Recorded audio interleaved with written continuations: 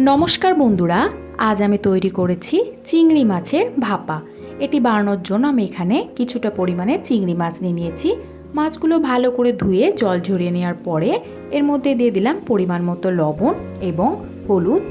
এইভাবেই মাছগুলো ভালো করে মাখিয়ে নেওয়ার পরে 10 মিনিট মতো রেখে দেব।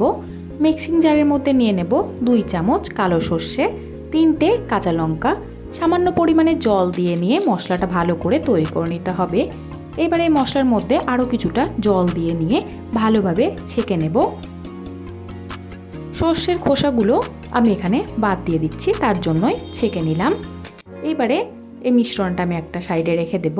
আবারও মিক্সির বাটির মধ্যে নিয়ে নেব ডাবের শাঁস। আমি এখানে ডাবের শাঁসগুলো ছোট ছোট টুকরো করে কেটে নিয়ে নিলাম। সামান্য পরিমাণে জল দিয়ে আমি এটা ভালো করে পেস্ট করে নিয়েছি। দেখুন পেস্টটা তৈরি হয়ে গেছে। এবারে আমি একটা ভাপা বানানোর জন্য একটা টিফিন বক্স নিয়েছি, তার মধ্যে দিয়ে দিলাম চিংড়ি মাছগুলো।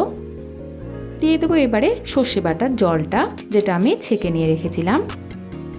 দিয়ে দেবো আবারও কিছুটা পরিমাণ মতো লবণ, আর সাথে দিয়ে দিলাম ভাজা জিরে গুঁড়ো 1 চা চামচ, ডাবের শাঁস বাটা দিয়ে দেবো 4 চা চামচ।